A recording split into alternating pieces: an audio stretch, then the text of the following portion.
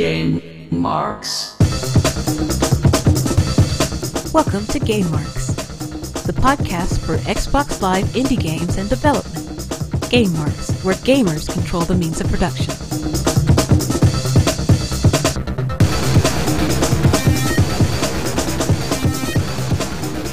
Hey everyone, welcome to GameMarx. This is it. This is the PlayStation 4 cast.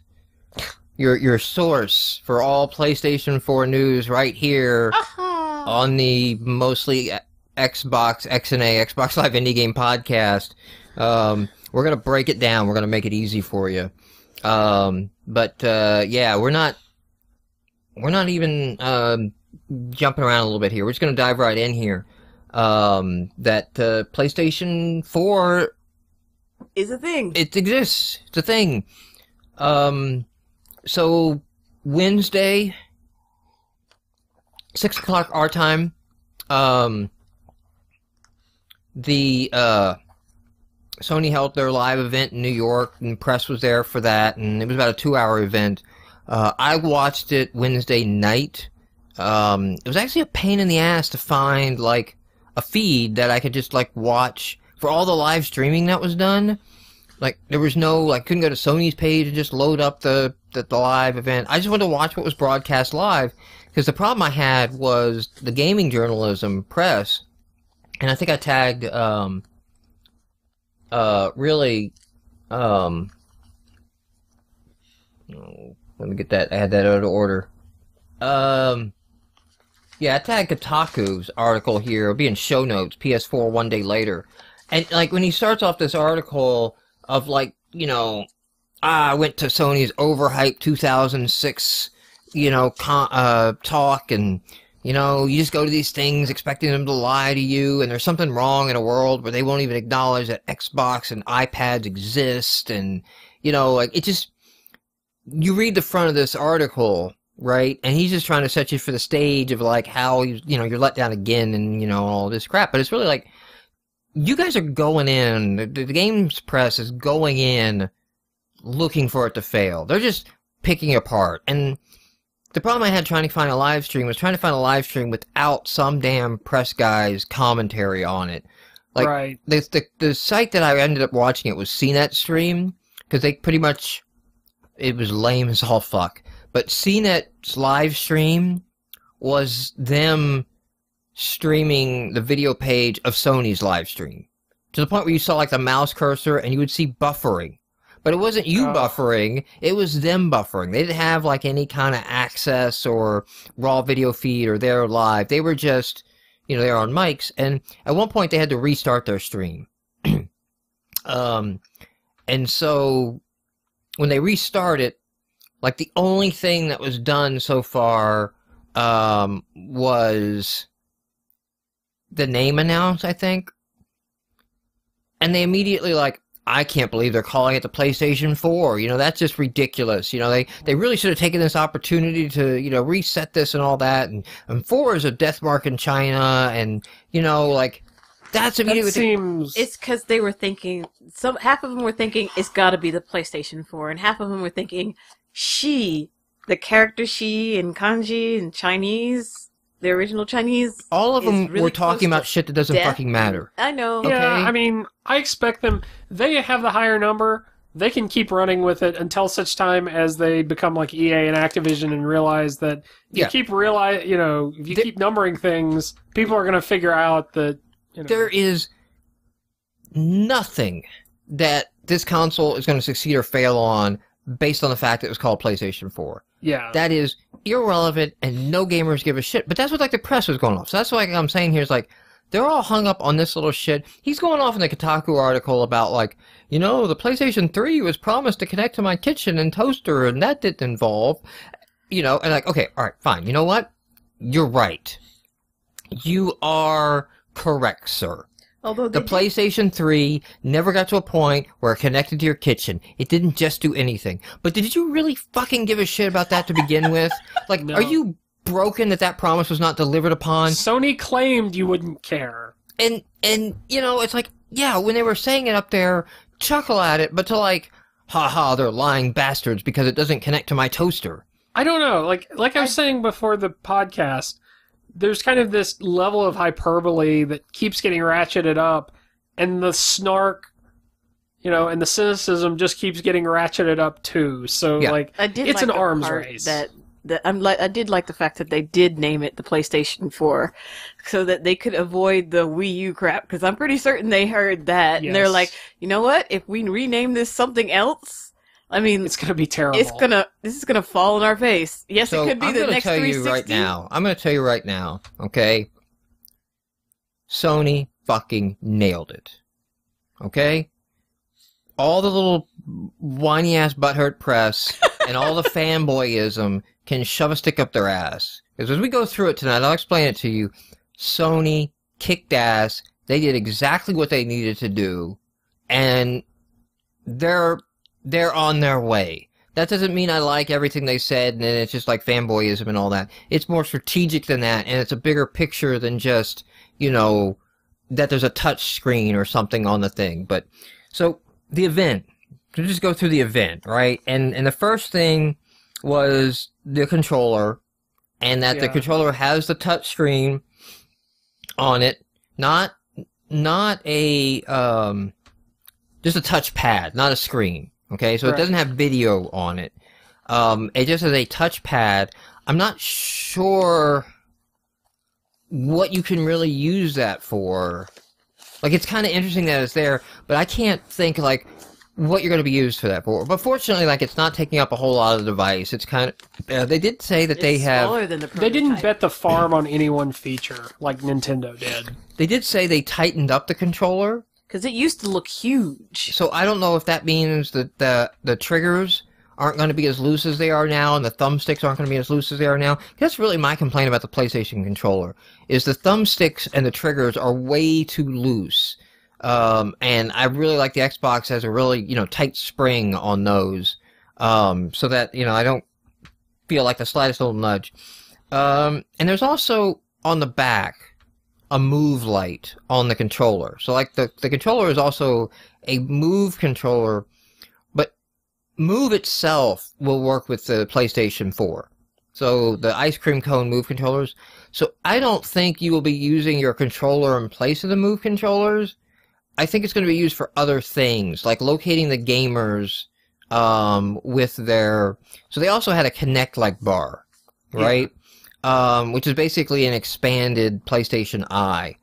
And, so this is basically a Kinect-like sensor. An expanded sensor.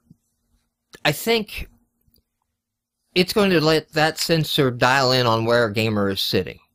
And that plays in. I think we'll talk a little bit more about it when we get to, the social and the share. But, when they were out there and they were talking about it, I think they did take a couple jabs at Microsoft, and they did. I bet you there's right now people at Microsoft tearing up scripts and rewriting what they plan to say based on this, because they hammered pretty hard for this event. This was a gaming console. It's about gaming. We're here to talk about gaming. We'll still real have fucking the Netflix, games but we're on a real fucking console. And they threw out that, your box will do multiple things because all boxes do, and that's important. And they threw out, we know that. We're the #1 Netflix device. So we understand that, which I was kind of like, really? They are. Wow. Half of the people only use their PlayStation just to watch Netflix. No, I think that's a bigger knock because Xbox for the longest time was considered the best Netflix experience, and they fucked it up. Yep. Right? So, they've got that. But they hit that, and they used this phrase a couple times, and they had slides that said, but, it's just this big core gaming experience that connects you to the world of gaming. It's not just a box. And when they would say that, or they would have a slide up there, it's not just a box, BOX would be capitalized. So, I mean, there was obvious, for all this whining butthurt of, they don't acknowledge Xbox, they totally fucking acknowledge Xbox. They totally acknowledge the iPad, just not directly. They're not coming out and saying, this is our response to the Kinect sensor, and this is our response to the Wii U, and this is our response. Yeah. You're not going to say that shit. So, well, but when you hear someone getting up and going like, "This is revolutionary," and it's like, no, you just cobbled a bunch of different ideas together. at the same time, Then again, they like, need to be iterated upon, because these Yeah. loose ideas, like, Microsoft isn't doing interesting shit with Kinect at all. So go ahead, Sony, like, iterate on it. You know, yeah, it's not revolutionary, you're not the first with it, but make it useful, because it's a cool technology. Now make it, you know, meaningful. And Yeah, I think they that's do. the- I think when I get to the cloud stuff, I think there's a cool idea they got in with that. that was kind of the reaction I had to the controller too, because it seemed to be cobbled together from so many different things. It's like, that's what has screwed Nintendo over. You know? Now, when they were talking about the connected world that you're in, Yeah.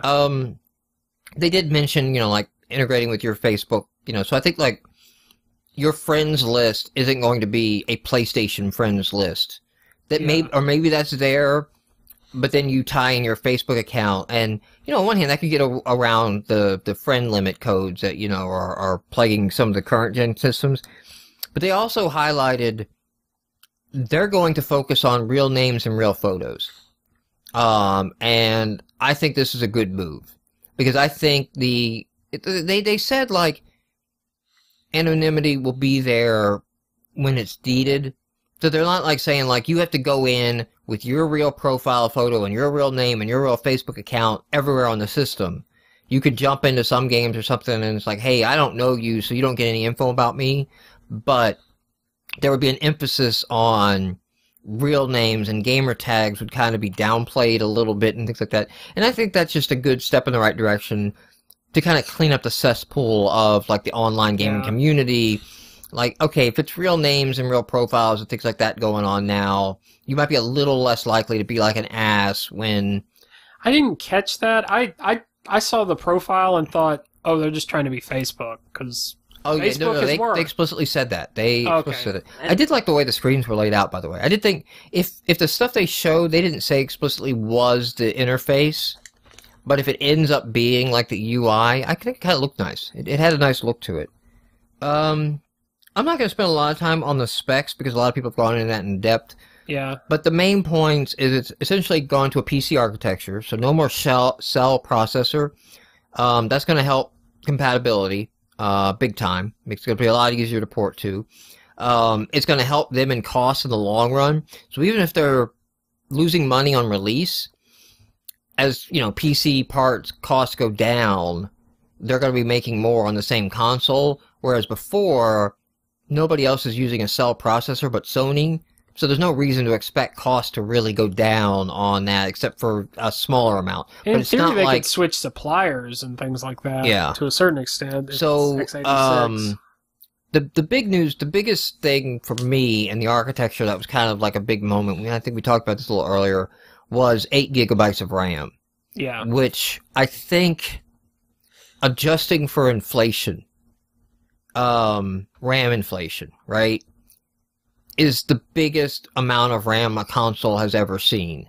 And I don't mean that in total, I mean that comparatively. Like, so in 2005, the Xbox comes 512 megabytes of RAM. I think this PlayStation game, I think there's 512 on it, but games get 256. I could be wrong on that, but it's a surprising, it's lower than the Xbox, what's available. Yeah. And it's like, in that small ass amount of RAM, in 2005, 2006, that would be a very, very low end budget PC. And even then it would probably have a gig of RAM. In 2013, 8 gigs is still respectable. Going and buying a system with 8 gigs, 6 gigs, 8 gigs on it is a decent machine. That is not a bad machine. So that's why I'm saying, like, adjusting for inflation, I think this is the first time that's ever been the case. And again, I think it's going to help them on cross-platform compatibility. And also, it's edging off the fact that, yeah, you got to play Devil May Cry on the PC because the textures looks like shit because they've been crammed into the memory allocations, the RAM available. And I don't think PC games can jump to a point where they start expecting 16 gig systems anytime soon. Yeah, they have to scale. They're going to have to stick within probably less than 8 gigs on a PC because you have to account for operating system and things like that you don't on the console. So the console is going to be feature parity, maybe in some instances for some rigs look better, which is key, right? Because like it's a new console cycle. They're going to have to come out looking better than the PC. This is the cat and mouse game between console and PC, right? Like consoles look better and are cheaper for a better looking game, and then time goes on and the PC passes them, and now consoles have to leap back ahead of not your insane gaming rig, but the average person's PC is what we're up against. Yeah. So the share button on the controller. There's a big dedicated button on the controller that you just hit and you launch a share window.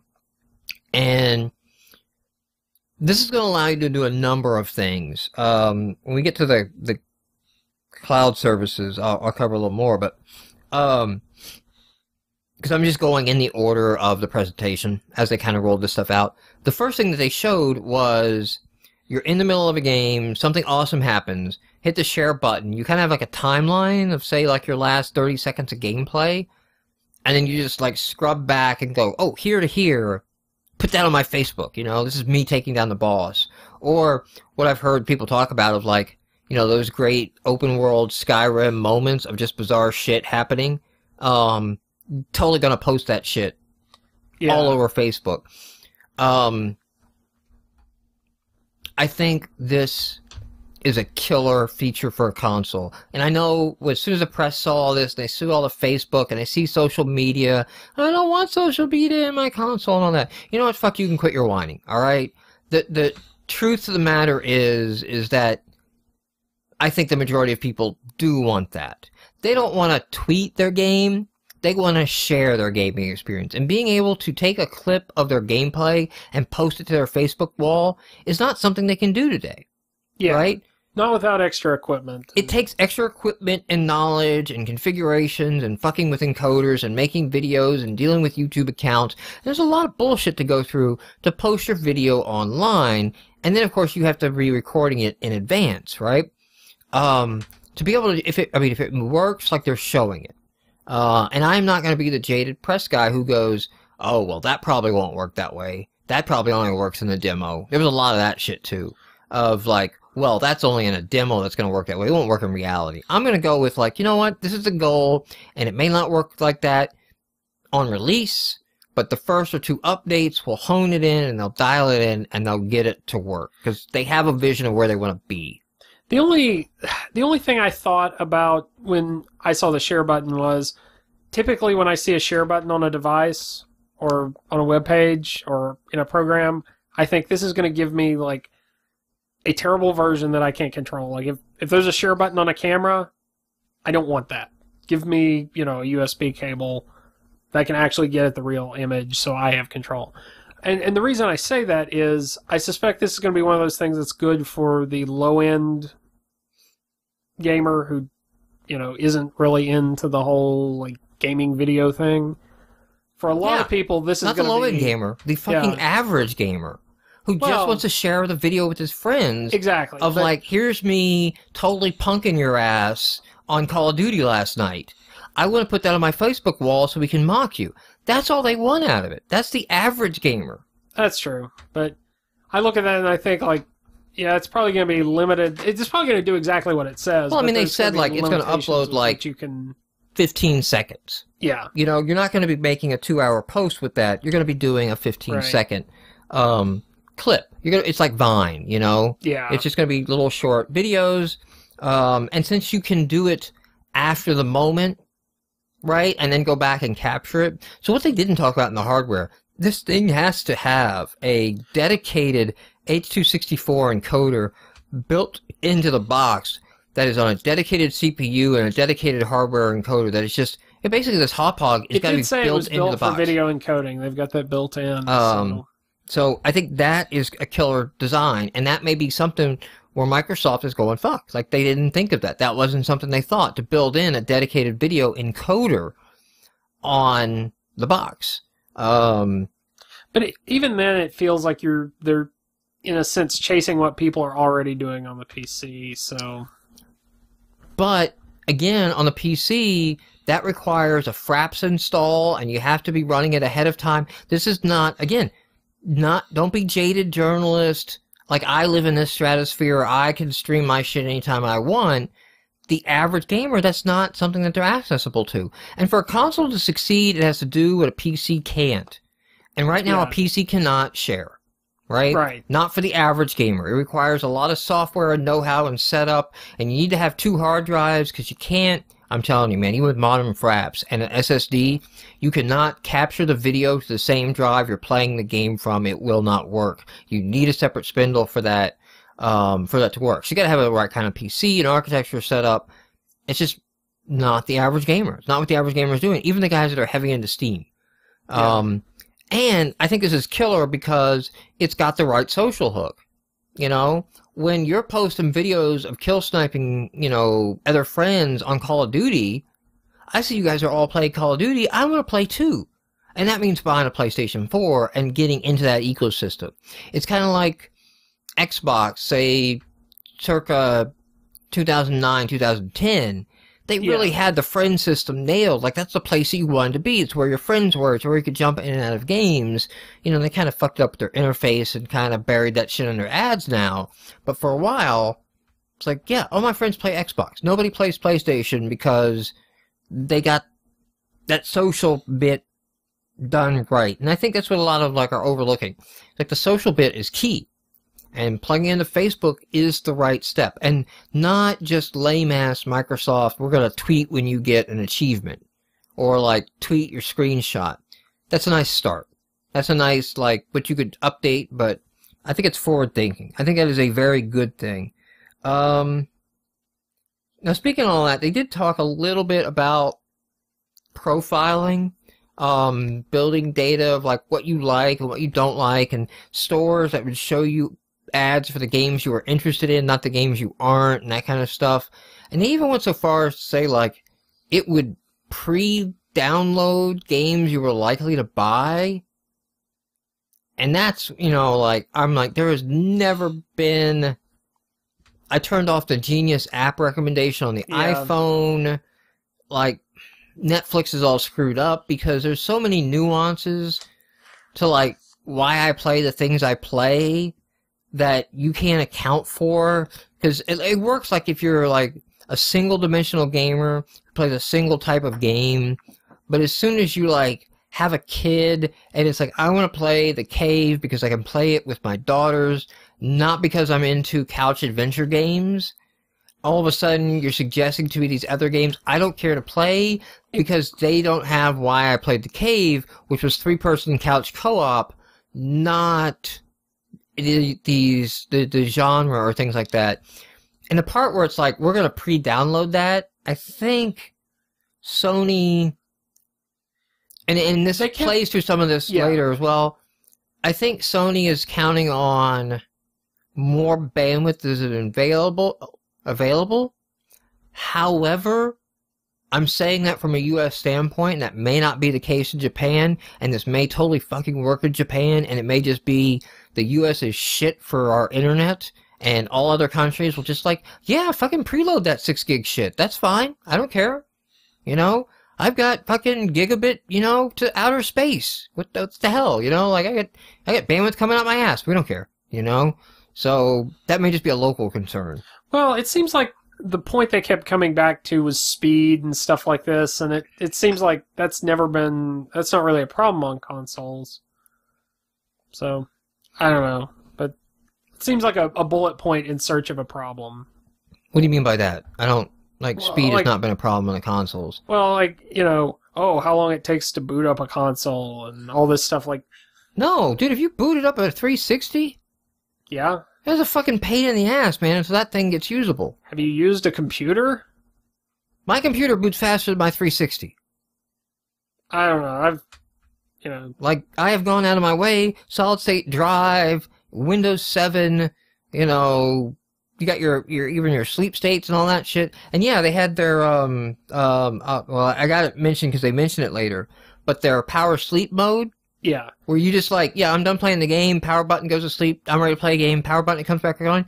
It's a fucking, toaster, man. It's a dedicated device. It should behave that way. It should behave like my iPhone. I don't have to turn it on, I don't have to turn it off. It's there when I need it. I power it off. It's a device. It's not a PC. It's not a multi-purpose unit. So, no, I mean, it's good. I just, like... No, man, it's fucking annoying with the Xbox. It's annoying the way the Xbox fucking pauses when it's like, I'm not sure if this HDMI cable is... Do I like this HDMI cable? Hold on. Yeah, I do. Okay, let's connect to that. I'm loading up your ads. Okay, now you can go looking for your shit. Like, it's just... A lot of the Xbox slow loading is shit they've added onto it as well. Oh, that's true. Performance, yeah, but no. It's never been about downloading or booting for me. It should boot the time it takes me to power it on and walk over to the couch, and then I should be in my game. And yeah, that's definitely something they should try for. I mean, is it a massive like fix on that? Yeah. Again, Dylan, what are you going to expect them to say? Hey, no, we made it load a little quicker. You might like that, you know? Or, like, we've improved the speed problem and we have solved it. That's what they're going to say. Like, you just have to understand, like, that's the language, right? It's a different language, you know? I did get a kick out of the fact... less honest language. It's just press event language. It's not necessarily less honest, but there's a lot of adjectives you may or may not feel were necessary. I like the fact that the guy who wrote Marble Madness is like the lead hardware architect of the PlayStation, and I just waited for him to like go like, here's a new controller, fucking trackball bitches, you're gonna play Marble Madness on a PS4 like it was meant to, and just drops it and walks off the stage. And they're like, okay, that was been the PlayStation 4 event, get your trackball controllers, you know, because we think this Marble Madness guy knows what he's doing. Because we don't have a clue, you know. We fired Jack Trenton, and you know, wasn't that the guy's name? Jack Trenton? I don't know. I'm confused with somebody else. So they talked about playing a game before download completes, which I think is pretty cool. They didn't really say how that's going to work, I guess. But on other systems like WoW, does this kind of thing where it like sends you like the critical bit of the patch first. And then, like, the rest of the bits come in later. So there might be, like, the base game and, like, level 1 comes in, and the bulk of a game is assets, and those stream in while you're playing the game. They have dedicated CPU and hardware for internet. So, like, all of these downloads and things like that are not going to affect your game because we're dedicating hardware in the console to that, which I thought was clever. Also, like, the way they talked a lot about, I'm going to get to this because it was kind of like the next section, but with their cloud services, it may also be like, well, you've bought that, so since you're saving your game in the cloud anyway, just play the game in the cloud while it downloads. I don't know if that's possible because bandwidth at that point, I'm going like, that doesn't exist. Nobody has that much bandwidth to do that. But then again, I've not done these online cloud services on live and things like that yet I hear, you know, I'm just in disbelief, but I haven't seen it. Yeah, I mean, the whole download while you're playing thing, I heard that and I thought, that seems like something a developer will have to... And I wonder if that will end up being an optional thing, like, some games will support it, and some developers will go, whatever. So, we talked about the sleep feature, and just like in the middle of a game, power down the console and then power it back up. I think that's really awesome. You know, I mean, that really fits, like... It makes sense. I'm going to bed now, and, you know, I don't have to save and exit and do all that shit. You know, I can just power it down and go on. We've had hibernation on laptops. Gaikai came on stage, which is basically their cloud partner that they've bought and invested into. Remember when I told you, like, On Live was, like, probably priced themselves out of the market because they wanted too much money, and these other services got bought by the company. Gaikai was one of those that took advantage of that. So basically they promised streaming game demos of all games. They didn't say gaming demos. I think what it might be is like a time-boxed like Xbox Live indie game trial system. They didn't say demos. They just said, you know, check out the full game, and if you like it, buy it, you know? Like you play the game on live, or right. So launch the game on live, you get 30 minutes of playtime for free, or an hour of playtime for free. It may vary from title to title, and then, like, you know, you can judge to buy it. That'd be pretty cool.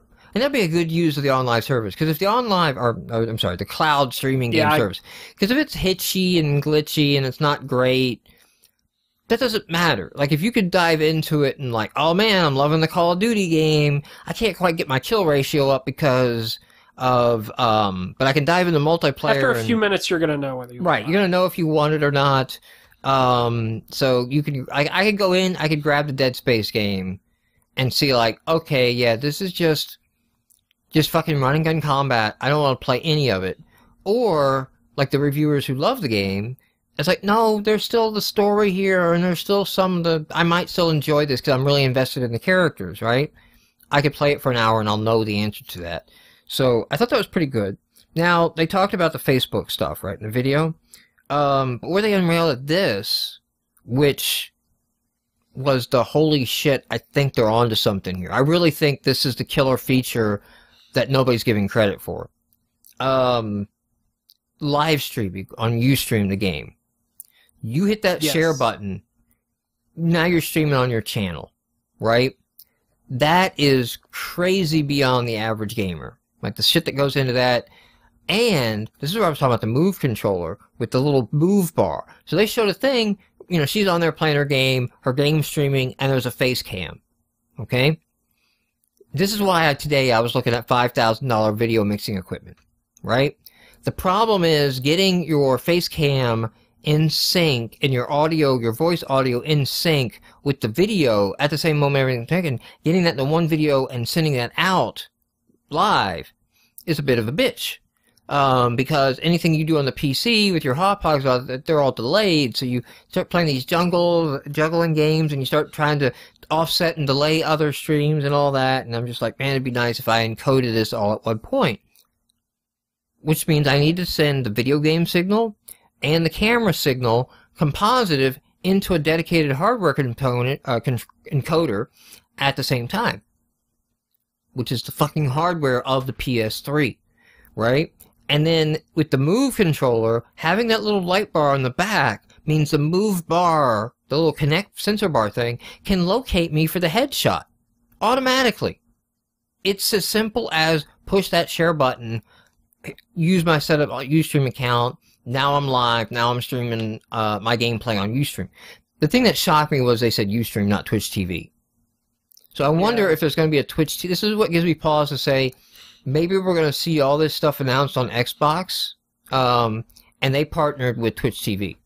That's possible. Or maybe Ustream went, we don't want to get fucking left in the dirt by Justin TV because they forked and made this Twitch TV thing. We got to play to this audience.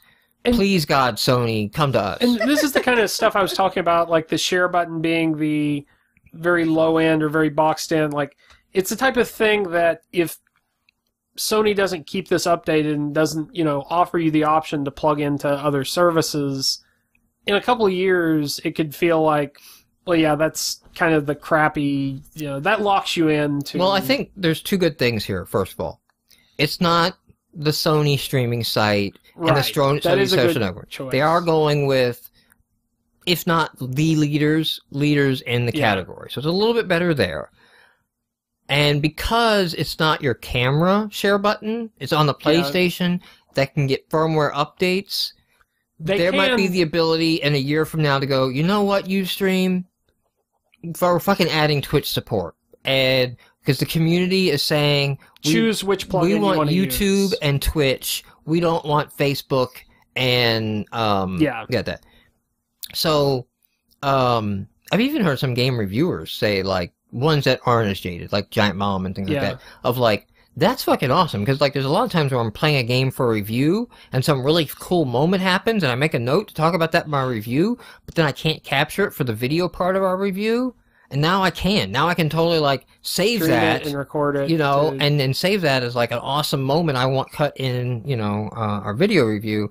Now at this point, like Vinny, so I watched the live stream and then I watched the Giant Bomb commentary version which is pretty snark-free, okay, on their site. If you need to watch it, I recommend going to Giant Bomb, and you can watch their commentary, because it's good, they're joking, but also they know the personalities are on stage, and they can fill you in as, like, later in the show, when Bungie comes on stage, what the significance of that is, that you might not pick up on if you were just watching it. You don't understand the moves in the industry.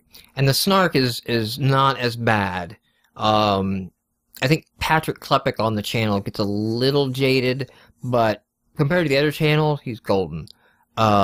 In that. So I would recommend go watching it there for the commentary. It was pretty good. Their stream was pretty decent. And there's some discussion live picking out on these elements as well. But when they were talking about this live streaming stuff and all of that, Vinny Caravella, who is their video guy, like he's the one that architects and builds the video thing, and like there's other people that do it as well because he's also in front of the camera a lot. But until they got all those people on the team, he was the guy figuring out all this stuff, you know, dealing with other media and coding and formats and just solving that pipeline puzzle, right? And I love him too because like I deal with this for my day job. My day job is digital media developer, right? So I'm into this stuff for a living. And he was just listening to it just like I was, like, what?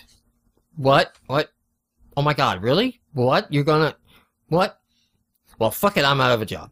You know, is when he said, like, I'm done here. Like, there's no need for me anymore in this world. Like, with the share button, like, so much of what we go through, so many expensive equipment and hooking up, like, you've just built it in the console. And again, I think this is going to be the hooks. Because when you see that, I want to upload my live stream of my Call of Duty. I want to have my show on Ustream or YouTube or whatever. Like, I want to be Machinima now. I want to, you know, be C Nanners. I want to be Two Best Friends Play, right? You know, these people that want to do this stuff, the barrier to entry is a little high. If it's one button, man, if they make that work, I think they're selling consoles. It's an easy button. Yeah, because, again, it's back to they got to do something the PC can't. And this is something I think the PC can't because there's so many components that'll have to be in play. Like, you're just not going to buy a PC off the shelf that's going to have it as easy as you're going to have to hook all this stuff up, and you're still going to have to do what we do. There's going to be advantages to doing all of that. I mean, there's going to be a Machinima still. There's going to be a Two Best Friends. There's going to be, you know, editing and balancing and you know, auto-ducking the volume and things like that. Things you can't just get from an all-in-one there will be system, but post-editing like they do on Game Grumps where they throw in, you know, funny joke slides and things like that. It's totally going to be on that. But that's what it's going to have to be. It's going to raise the bar a little bit, I think, as time goes on for what that's going to do. They talk about on this as well a director role. So this is kind of like Neverwinter Nights where one player was the dungeon master and could manipulate the game in real time. And they talked about there being potentially some SDK API level features for developers to tap into this fact of like, okay, not everybody's playing the same game. I'm watching you play and manipulating your environment and things like that. Or as the game master, maybe you're watching like everybody's gameplay screens plus your own or something. That seems the further out there stuff. That seems like that's going to take games to take advantage of it properly. And also, I go back to the bandwidth problem of like, it's not the downstream that you're counting on here. You're counting on upstream, which is shit in a lot of cases. It does kind of make sense in the sense that they've already got the Gaikai stuff in there where you're streaming. You know, a lot of that probably comes with the capability, but I did think the same thing. Like this, it's going to take the games to take advantage of it, and I got to go back to 1996 on like the streaming stuff. Yeah. In 1996, my brother on ICQ was telling me, you know, he was downloading music and stuff like that, and I was like, hey, you're getting MIDI files and, you know, things like that. And he's like, no, dude, I'm totally downloading these songs. They're awesome. And I'm like, well, but yeah, if you're not getting the CD songs, these are MIDI files, you know, that's why they don't have the lyrics. He's like, no, there's somebody singing. And I'm like, are you getting like just 2 seconds, and, you know, so together, like, no, I'm downloading the whole song, you know, and all that. And he was telling me about this MP3 format. And all I knew of before he was telling me that was the WAV format. Yeah. And it was just not possible. I was like, you can't even zip a WAV up into something that's reasonably, that you could download regular, into a 3 meg file. Sorry, you know, and then I went on, and I found some MP3s, and it was like, holy shit, you can do this. And so, you know, with all these Gaikai and On Live and all that, they got the technology, use it. This MP3 jump, you know, may have happened, and it's just not available for the common user yet, but on their back end, and that's how they're going to get around all of it. Or they can build hardware specifically for... Well, I mean, they can build the hardware for the encoding and decoding process, but I'm talking about, like, no, it surprisingly is not, you know, a 300 kilobit stream is plenty to have a 1080p experience. I mean, for reference, we're trying to send out a 5K or a 5,000 kilobit stream, so a 5 meg stream, out on kilobits, not bytes, by the way. Right. Okay. So a 5K kilobyte stream, maybe, is what that is. I think this is actually labeled wrong. No, it's kilobits. Okay. For GameMarx right now, right? For the live podcast. And it looks pretty shitty. You know? And it's a good chunk of bandwidth. It's about as high as I can run on my 2 meg up line, right? So, I don't have a lot to play with there to do, like, actual gameplay video. But maybe they've got this all figured out. So we talked about the remote play. No. Okay, so this is the point where they brought out the Vita, which I think this is a really good idea. The Vita can basically be a Wii U tablet, right? So like the Wii U, where you could play your game on the tablet that's running on the NVIDIA Shield concept, right? Where the game's running on the PC, and I've just got this handheld in the area. Well, the Vita can do that with the PlayStation 4. Of course, the Vita is also a real portable gaming system. All of a sudden, this thing just became appealing to me, right? As a portable gaming system, because it's like I can connect and run these games on my PlayStation 4, and games might be able to take advantage of it in interesting ways. I'm surprised they didn't show that. So I don't know if that's going to be possible.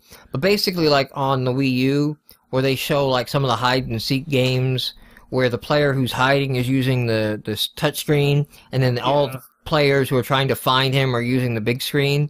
They didn't show that type of setup, and I don't see why it wouldn't be possible. Yeah, I almost feel like when Nintendo presented that, the early videos I saw, it all felt like kind of gimmicks. They were trying to figure out how it would be used. Sony is not touching those gimmicks. They're just saying, hey, we have all this streaming stuff built in. Here you go. We can promise this for every game. Yes, that's the thing. So like Nintendo it's the selling feature of the Wii U, and Sony is like, it's an also add value proposition. And in Sony's case, it can be used, like the streaming service can be used for every game. Right. What Nintendo is trying to do, that's something developers have to. And with all the upstream and the Gaikai stuff, you don't know how it's going to turn in. With all the upstream and the Gaikai stuff, is it possible you don't even have to be on your local network? Like, possible. Let's say you're going on a road trip and you've got a little Verizon MiFi 4G. That's plenty to stream your game on. Of course, it'll cost you a pretty damn penny. Yeah. Or, you get to McDonald's and they got streaming and you got your console on back at the house, and so you go there and you're like, we got Wi-Fi here and I can finish my game. Like, I can go to my kid's damn birthday party at Chuck E. Cheese. All right, there you go. Go fucking dive in the nasty-ass ball pit. I'm on the Chuck E. Cheese free Wi-Fi, playing real games. Like, that, again, it gets interesting. And also, it's a PlayStation Vita, so it plays real games. Yeah. All of a sudden, it becomes an interesting, reason over, a DS, I still think, and from everything I've read, they're saying the price drop in Japan is not happening in the U.S. They basically said the price drop in Japan is due to exchange rates, and basically they're bringing it in line with the U.S. price, and it's not seeing a U.S. price drop when the Japan price drops here later this month. But I think it's going to drop around the holiday season.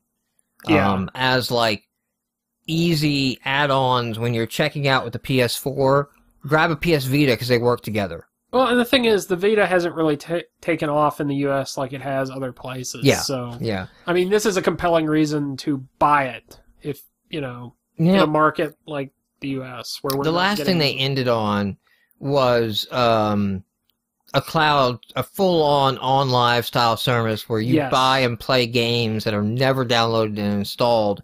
And the PlayStation 4, definitely because of changing processor architecture, you're not getting backwards compatibility. Yeah. And they kind of hinted at, like, what they would like to do is offer you PlayStation 3, 2, 1 games on this cloud service. Now, the only question against that is, like, are you going to be cool and, like, well, you own this stuff already, so we've unlocked it in the cloud, or it's going to be like, buy your Metal Gear Solid again? I actually wonder, because the thing I keep thinking of is Netflix. And I think it's awesome that this generation, they are talking about backwards compatibility, where that was kind of like not an issue. Like, what was it, Peter Moore, who was like, people don't care about that, backwards compatibility. And then the PS3 eventually dropped backwards compatibility. And it's good to see that they're talking about this full backwards compatibility out of the gate this generation. No. It was very clear. Or not back. I mean, full back catalog. Back catalog. This is not out of the gate. They were clear at saying that. Well, they're talking about it. They're starting out like they're talking about it early. But my fear there is they're seeing this as like a Netflix service they can charge you another, $10 a month for, whereas backwards compatibility is not something you can, that doesn't earn them any more money. And so, like, if that's in my, like, subscription thing and I get access to, like, a Netflix back catalog of all PlayStation games, fuck yeah, sign me up for that shit, Again, assuming, like, the Gaikai streaming technology is tolerable, but even then, and there's going to be a whole level of games it's going to be fine for. It's like, I'm not going to run around playing the first-person shooters, but for all the other types of gaming, like, all your frickin' JRPGs, they're probably fine, And also, you don't need to select a menu at 60 frames a second. Yes. The Gaikai guy got down, and then this is when they kind of really were done, and they started breaking up the developers. But they did have a few more things before they got into that. They did pay some lip service to indies. Yeah. But it's been confirmed in other places that this is no App Store model. Yeah. And there's even an interview. I got a bunch of articles I'll rapid fire shoot down that just kind of back up some of these things. But they did say in a thing, like, there was mention of, like, that's somewhere we want to explore and go. It's not launching. I mean, indies, this is not the console you're looking for. This is not going to be, even what the PS Vita has, this is not coming to the PlayStation 4, not at launch. This is very much a first-person, like, basically indies on Twitter and things like that, who are like, how do we get involved? We see Jonathan Blow and Indies Friendly, and they were pointing them at, like, NDAs and dev kits, and like, go over here and, register to get in line for a dev kit. And this is not something your hobbyist can play around with and become a They're interested in Sony publishing your indie game. So that's the level. Yeah, basically. PSN. That's what they're doing at this level. Now, Jonathan Blow came on, and J-Blow is as J-Blow does. Like, Jonathan Blow, I don't know if you saw at this point when he... No, this was about the time the stream was crapping out, and I was like, okay. Fucking love Jonathan. Games don't care. I fucking love Jonathan, man. So, like, at these things, like, you saw, like, everybody who got on stage told the last guy, like, oh man, I don't know how I can follow that. Or like, oh, such a tough act to follow. Oh my god, that stuff is amazing. I don't know if like this measures up to it. And then Jonathan Blow gets on stage. She's like, I don't know how I'm gonna follow all those explosions. And I'm like, oh fuck yes. This may be the first and last Jonathan Blow is at a major press event for a third party, you know, ever. Because he can't have an handler while he's on stage. Yeah. If he spoke another language, they could send a handler out there to mitigate that situation.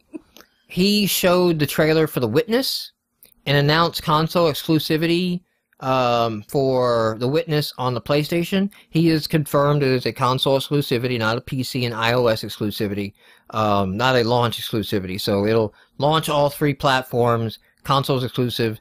I don't think he had any problem saying those words. And he also said he took no money from Sony. This was not money driven. Wasn't paid to be there. Basically, I guess he had contacted Microsoft and they were in touch, and he was in touch with Sony, and he was basically in the Kotaku interview. I think it's Kotaku. I got a link coming up later. Basically said like, Microsoft wasn't getting back on shit. I haven't had access to the new kit, the new hardware, what's going on, what their plans on. Sony's been completely open. They work with me, but more importantly, Sony seems to genuinely care about the game. They're interested in the game and what the game's doing, and, you know, what can they do to help me with the game. And I like that they care. So when the question came up of, like, exclusive, I said yes. And, you know, we got our stuff ported over, and it works quite well on their hardware.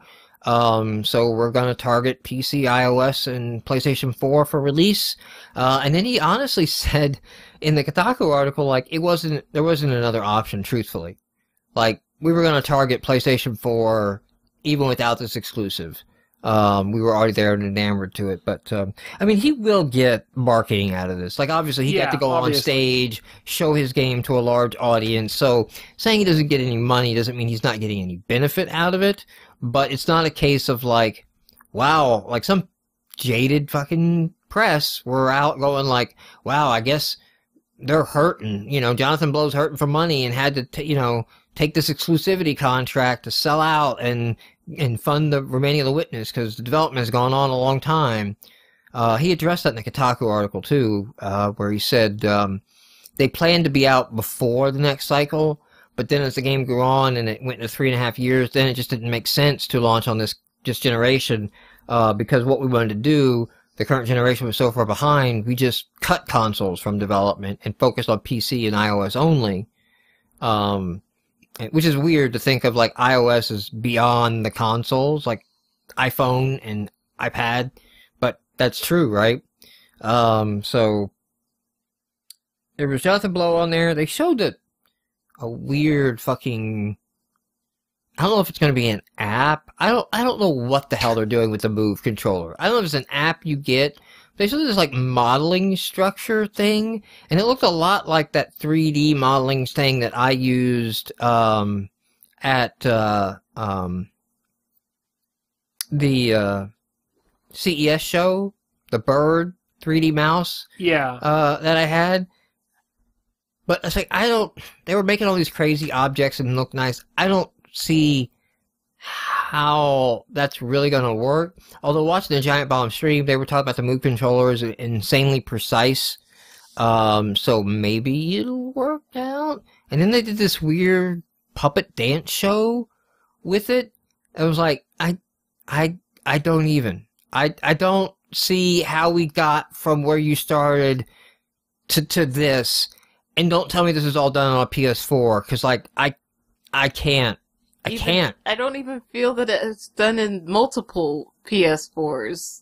Yeah, I mean, just the interface of a PS4 doesn't have the capability to do what they did, to set up what they set up, you know? Where they did this little marionette rock band thing. They were controlling puppets. Right. With the Move controllers. And they said it was done on a PlayStation 4, captured in one take, live. And then the puppets like, were first, like, just dancing around like marionettes, but then they're, like, turning around, picking up guitars, playing songs, playing drums, dancing, singing. And it's not like... How much of those were built-in actions? Yeah, that's all. I think some of it was built-in action on the drums, because I was watching her, because I was hearing the cadences she was doing, and then you just see her motion once to one side, and it plays one riff, and motion once to the other side, and it plays a different riff. So a lot of that looked built in. You were not doing your Rock Band drum set. I don't know that you'd want to. They ended on... It was fun to do that. The game studios. Don't play. Funny Rock Band. I think they showed Clack. Was that what it's called? Click? Knack. Clack, or Knack, yeah. Knack. They showed Knack. Cute little robot that gets more powerful, I guess, as he goes on the game. It has the ability to get powerful and is involved in this little, like, Civil War thing or something. I don't know exactly what all the plot was around that, but it's basically new IP from Sony. That looks exactly like the kind of thing you want a first party new IP to look like. You know, it's like, yeah, man, that looks pretty damn cool. Go that way. That looks like, I'm interested to play that game, just from seeing this very short tease of that. The other stuff that was shown, you know, Watch Dogs, I'm gonna admit, actually looked kinda cool. Open world, game. They had a Killzone, right? Killzone 2, or Killzone Son of Sam, or My Second Son, or... Second Son. Second Son. Killzone Second Son. I didn't play the first Killzone. I heard it was good, and that there was a lot of hype on Giant Bomb's podcast. Like, those guys were genuinely enthused about that game being shown. Because we were looking at it and we're like, oh, this looks kind of cool. Oh, this looks kind of cool. And then they like Killzone. You're like, what? The Witness. I watched the trailer. I still don't know what the fuck the game's about. I'll probably play the game Puzzles. and not know what the fuck the game's about. Like, it'll be like another... It looks like it's gonna be another Braid level experience. It's J-Blow is as J-Blow does, you know? I wonder if he had to pay LeBron any money for that, or if statute of limitations is in effect. Wait, why? So the on the trailer, they show a lot of the same Switch puzzle again. And the guys on the Giant Bomb podcast, like, one of them was like, man, is that what it is? It's just a series of those puzzles? And the guys that had played it, because like a couple years ago, he invited members of the Giant Bomb to his house to hang out and play like a raw dev version. And they were like, no. Like, there is so much other shit going on, and like, it's so insane. Like, they understand like why he's showing like that one piece, because like if he tried to show like everything, it would just you like, we played it, we don't know what we played. We, you know, it's a Jonathan Blow game. That's what it is. So I'm excited to play that. I'm a big fan of Braid, so to see what he does with time and money is kind of interesting, you know. Bungie got on stage talking about Destiny and mentioning PlayStation 4 will be integrated in their online thing. I don't remember if they said exclusive or not, but I can kind of imagine anybody that was on stage then is console exclusive, if not platform exclusive. I don't think they would bring anybody up, because like EA wasn't there. Like Activision came up to show like Watch Dogs, to basically invite their publisher up, which I think I told Cicely at that point, like, Activision here to show you the studio that as soon as they release this title, we're going to lay off. You know? And Watch Dogs is a new IP, so I'm sure that's part of it. It looked kind of cool. So the whole principle behind Watch Dogs is open world game where you're using like cell phones and technology to like that scene in Dark Knight Rises, you know, where Batman like taps into all the cell phones to triangulate, you know, all the information. It's like that run wild. Like, you control that network, and they show a guy who like uses the phone to get data on somebody. I think it was that one. Where he gets data on a guy and then hacks an ATM, and then like there's this woman where it starts like, you know, she's getting ready to meet somebody, and the probability of victim is 30%, and it keeps going up, and he follows her to an alley where she meets a guy, and he ends up holding her up, and then the player then jumps in to save her, takes the guy out, and now the police are showing up and they're chasing you. So I guess you're kind of like some vigilante, and then you're using the, you know, different city systems to get away from that. It's the first time that I looked at it, I went like, okay, I'm usually not a open world guy. I prefer a tighter experience that has like side quests, because the open world just seems to break down a lot. Like, there's just moments of like, what am I doing? Where am I going? Like, you know, it's just too open, but done really well, like GTA 4. I love it. So, open world done right, I love. But I feel a lot of them aren't done right. So it piqued my interest. Capcom got on stage. Nothing really exciting there other than, like, you know, Capcom. I didn't see other videos. Square Enix got on stage, and Square showed a video they showed last year at, like, E3.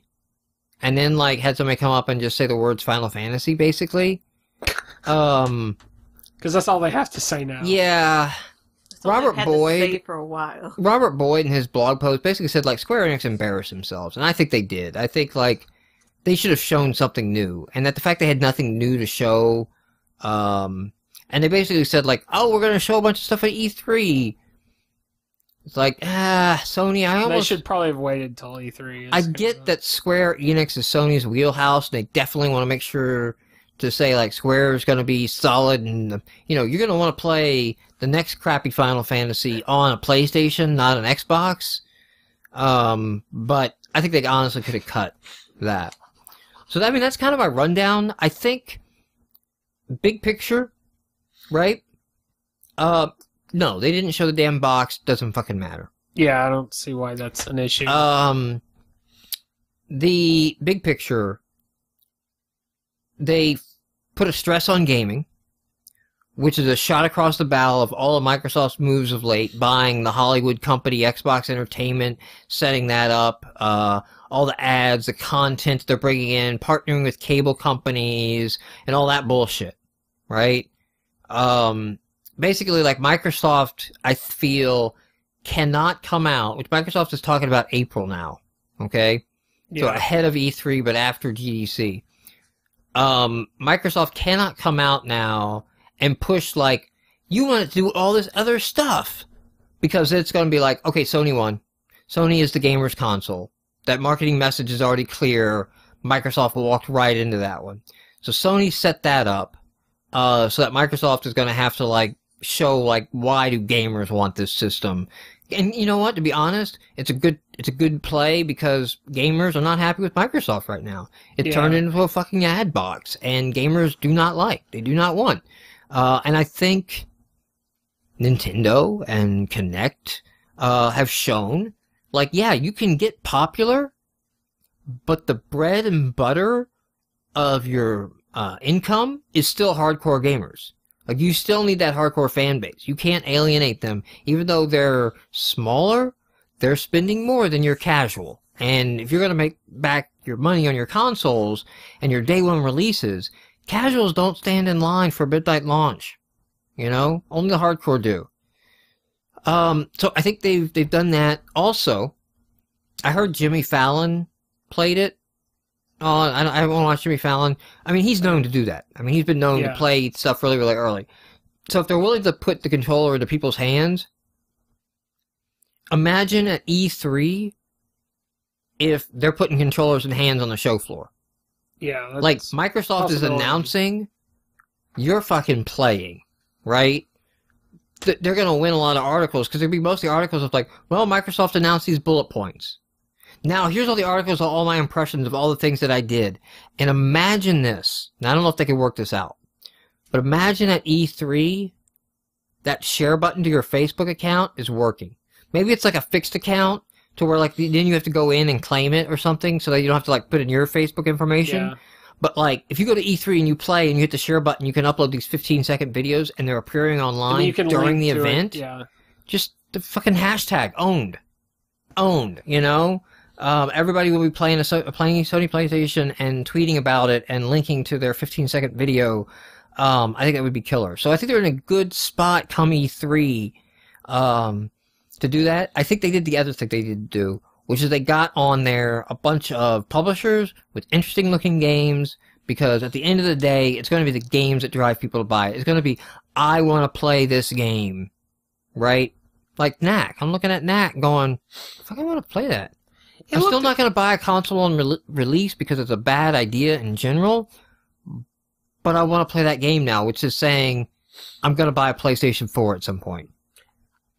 I don't know. Like Knack, to me, it looked good, but it wasn't the type of thing that, one, I would be into, and two, I don't know. I think it's just because it's like that video game IP. I'm going, is there any good story here, or is this just like, we have to have an IP, so we created this thing that hits all the right focus group points? I mean, it's designed by the guy who made Marble Madness. The deep story of Marble Madness, you know. Exactly. Well, which I'm cutting that guy short. Like, guy did, was it Ratchet and Clank? What, did you remember what they announced that he did? He's a Crash Bandicoot? It's one of those tried to be a Sonic Mario guys. that was kind of the same. Steggs will correct me here in a moment. He's correcting a lot of things I'm saying. So hopefully he'll remember, Mark's main, like, claim to fame. That's actually, when you say it's one of those that's trying to be Sonic, I was like, this is trying to be a Pixar film. All right, so Sorry. So independent of that, like Steg's comment was like when I was talking about Knacked. I thought it was just Knack. It's just. I think it's just Knack. I don't think it's Knacked. He said Knacked in there. Anyway, Pixar game with really ugly main character.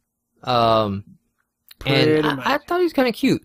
Then again, I like fucking Banjo-Kazooie Nuts and Bolts. So use that as a gauge of how well you align with Mike's interests. I'm still not 100%. This console cycle is not. Oh, you didn't remember either. Okay. Going to be chasing PC gaming. Like, there are a lot of things that the PS4 did that, hardware-wise, you can't do on a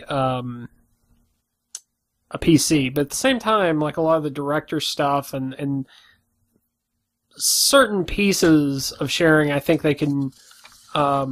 Steam could come out, and so it remains to be seen. I am interested to see what this console cycle actually. And I think the other thing that they've done really well is they've designed this system to jump on all of the current buzzwords bandwagons. Yes, they have cloud streaming, they have social sharing, they have touchpad, they have Connect Bar, Move.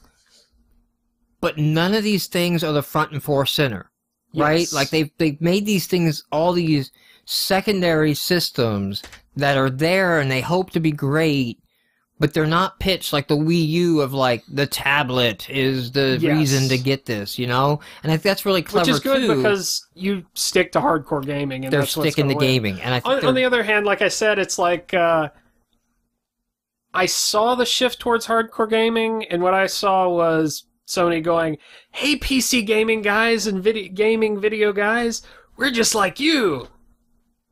Well, did the driving game Forza? No, it wasn't Forza. It wouldn't be Forza.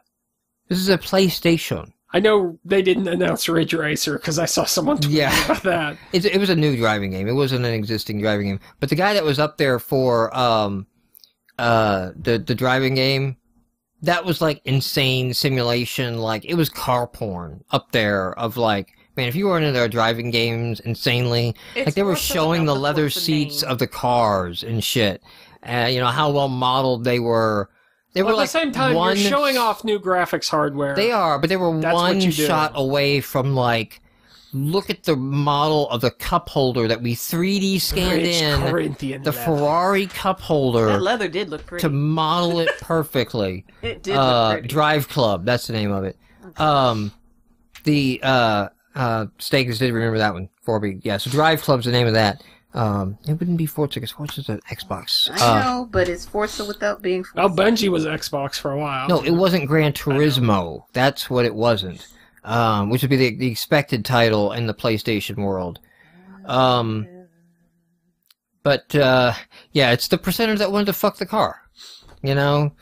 Even the Giant Bomb podcast, so there's that short video I shared on Twitter that went around Twitter, all that, like this guy, I think British, maybe Australian, just recapping. It's fucking hilarious. I did not watch it. I'm assuming this is basically like... It's 3 minutes of him running through the whole thing, doing a voiceover, and then like when that guy's on stage, he's like, I'm really into cars in a really fucking creepy way. This isn't comfortable at all. I want to fuck this car. Have you watched Top Gear? Yes. Yeah. I didn't know if that was like the British part of it. Like, and on Giant Bomb, they were like making fun of the guy of like, is it getting hot in here? It's getting hot in here for me. Do you mind if I like take my shirt off? And they're like, this guy is like 3 seconds away from like dropping his pants and just start jerking off right on stage, you know, of like, oh my God, the leather. Yeah, it was that creepy though. It was that level. But yeah, so I think they showed the party support. The games are going to be there. It's a gaming console. It's got a lot of additions to it that make sense, but none of it is like, this year I don't feel they're selling a gimmick. yeah. You know, I don't feel like they're trying to like sell you, it will run your toaster and connect your refrigerator. They're like, no, we've added these things on, but you've got this core experience. Although it was hilarious in the guy's commentary video of like showing them, and like when they were talking about like core gaming, and it's all about you, the gamer, of like, we don't want anything to get between you and the game. Now here's a bunch of things that get between you and the game, you know, and they start showing all the social media shit. But I think, you know, that stuff is done well. And again, a lot of faith is in the firmware updates, because they can update that shit, and hopefully Sony has like really evolved their platform in the right direction. It literally has gotten better on the PlayStation UI and interface and store and things like that, whereas the Microsoft one has gotten more corporate dictated. Yeah. And actually worse over the years. So, I mean, I think they fairly launched the... I believe there's, like, somebody ripping up a script at Microsoft going, like, you can't say that anymore. You can't read that. Major Nelson got a lot of shit on Twitter from people because he tweeted, like, well, I guess you can launch a console and not show the console. And it was just like, oh, man, like, people just started laying in and ripping to him of, like, you know, it doesn't matter, and... yeah, what are you guys doing again, you know? Like, I didn't see a bunch of ads on their system and all that. Well, now, PlayStation... I was going to say the mock-ups never have ads. PlayStation, I think can get away with the backwards compatibility because they're fundamentally changing their architecture. Yes. But I think Microsoft is going to have a harder time selling that for two reasons. One, not a fundamental change of the architecture, like it's still in the same realm. Yeah. And two, a lot more people are a lot more deeply invested in those digital catalogs. In fact, Major Nelson had a post today on, like, we're having the biggest sale ever, up to 75% off all these titles that are fucking ancient. And probably overpriced like 75% anyway because off. they're on... 75% off of retail price of Assassin's Creed 2? No. No thank you. Like, it's cheaper than that on Steam, and I get, like, 3 other Assassin's Creeds with it. Or right? at the used section in GameStop. Right. It's like... But all the comments were filled with, like, are these going to work on the 720? Like, if I go in there and buy this shit at your overpriced sale, is it going to work on the next-gen console? Because honestly, at this point, I'm not going to invest more in the digital catalog because, you know, if this stuff isn't going to move over, then I'm just wasting my money at this point. And I'm like, oh man. Like Sony, I don't know if you can give them credit for planning this, but Sony, by getting on stage and saying no backwards compatibility, have now already put the thought in gamers' heads where they're like, Microsoft's like, yeah, we're going to sell this stuff online. And people are going like, but you might not have backwards compatibility, so no thank you. And it's like, oh man, you're gonna have to like get out there and... That's some Apple level crap. Yeah, we took away this feature. It's better for you. Yeah, exactly. We took this away and... You'll thank us. It's better and fucking over the competition, you know?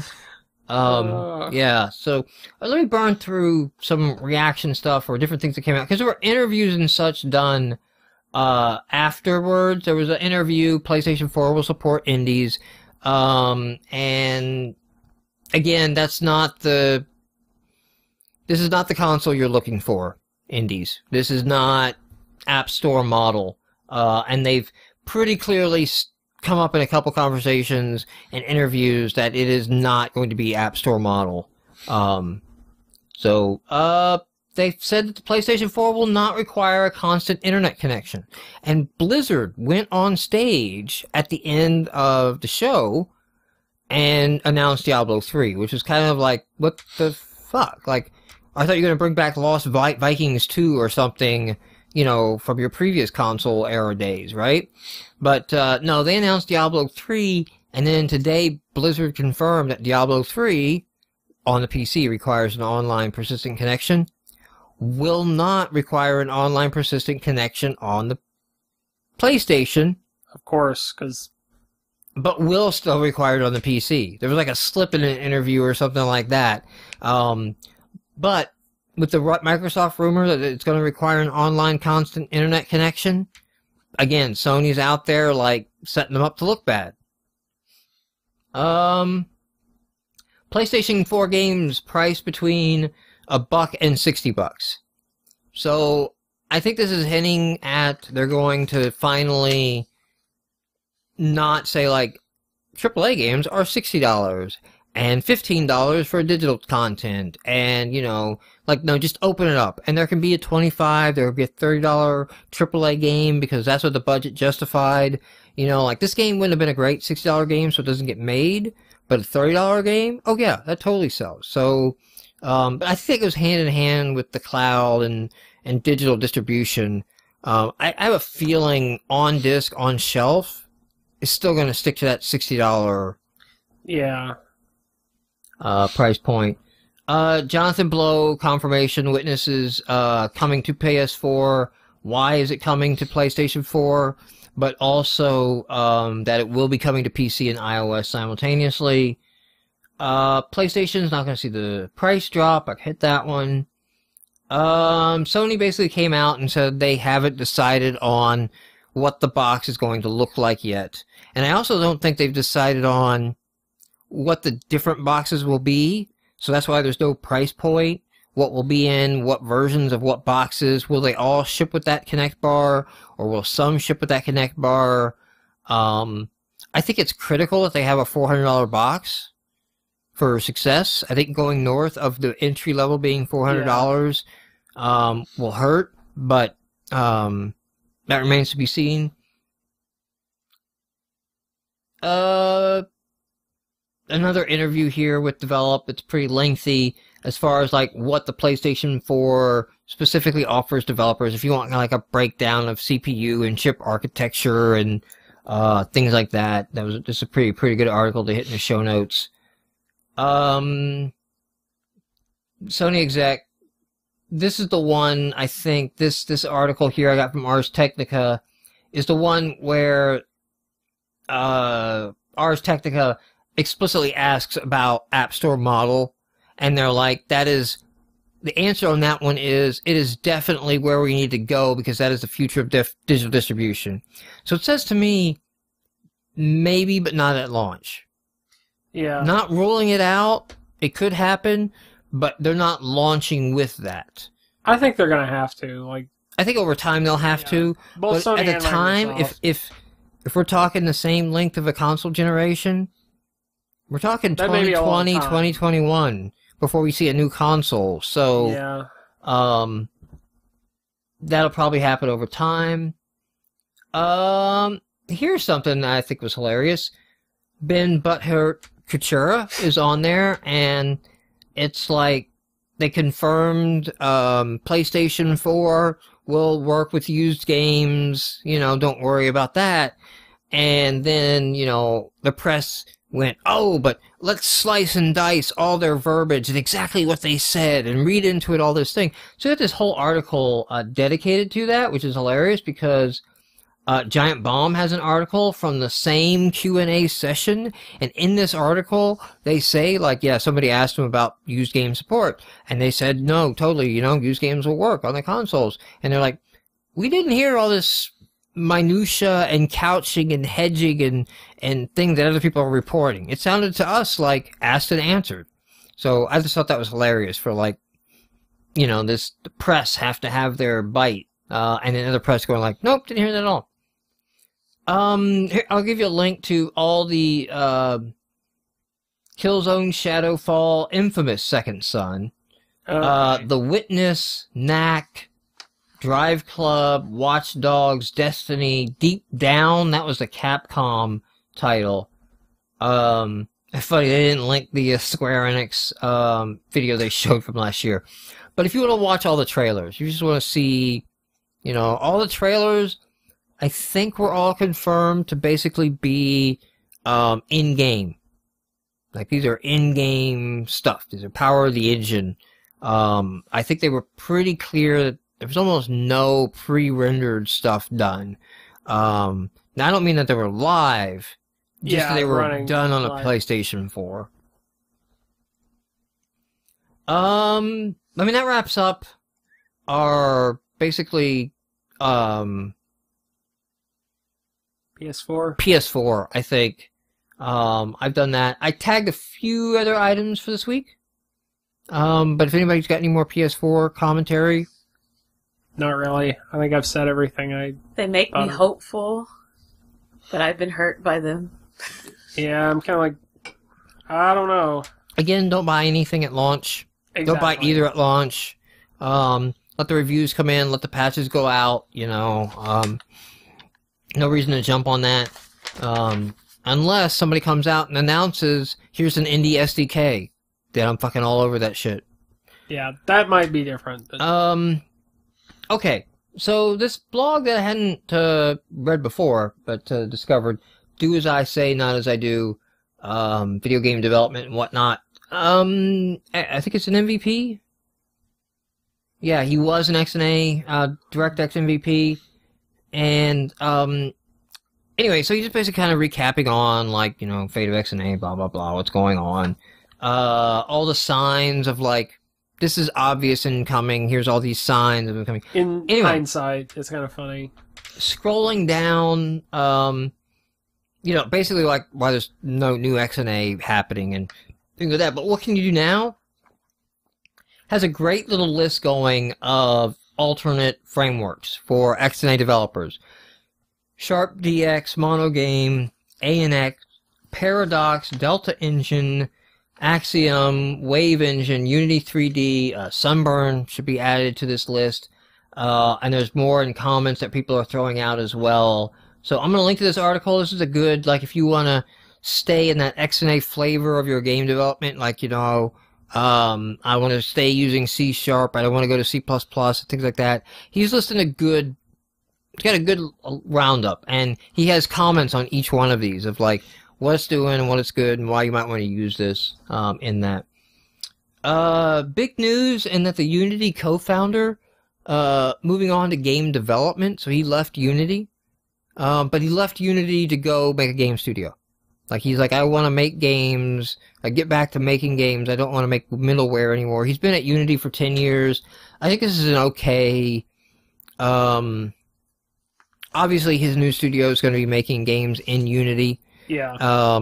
And I think this is a really good departure. I don't think this is like, oh god, what's the future of Unity now?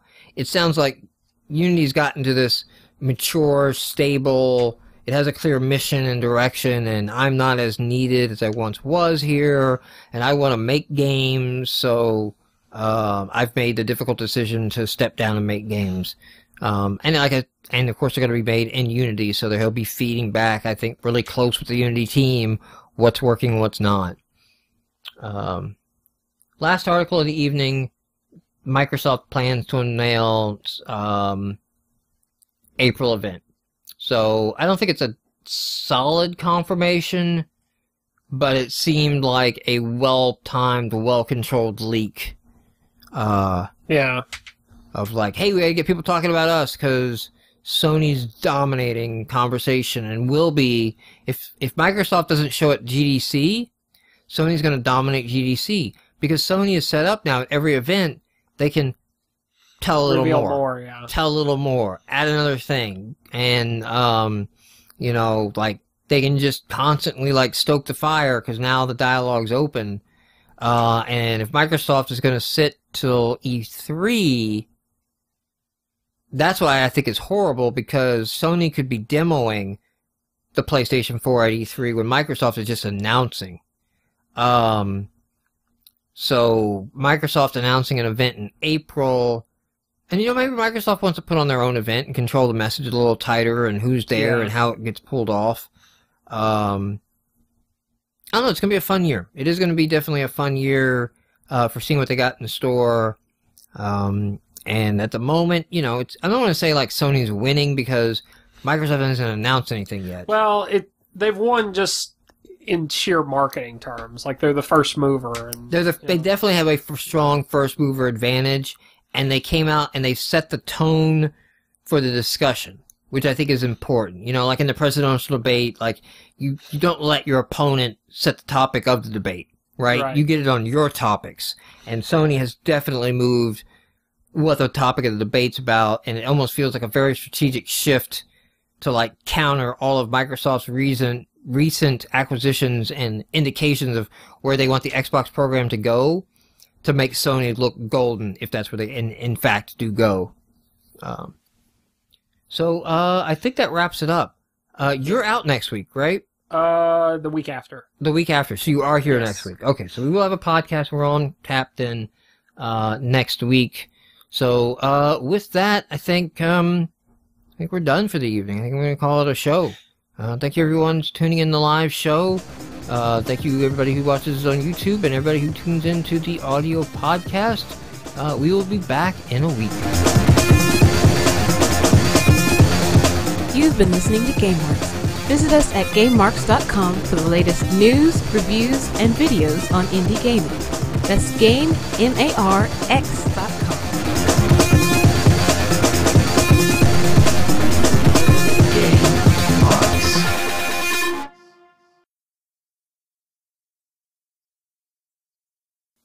Yay, they're showing an ad for flooring, because people who watch our channel are really into flooring.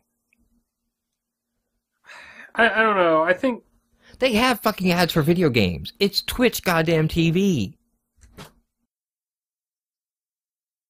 Do you put 2 spaces after punctuation? After sentences?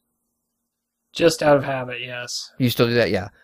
I do that on Twitter still. I don't do it on Twitter. And I have to go back and delete that space because it's like, I need that character. Twitter is breaking me of my need to use correct punctuation. Like, I will That is drop correct, isn't it? commas Like, and periods if I have to. they get 2 spaces after that. It's a sentence. It's something. Man, respect the boundary of the sentence. I don't want to have this discussion because I've had this discussion and it gets stupid.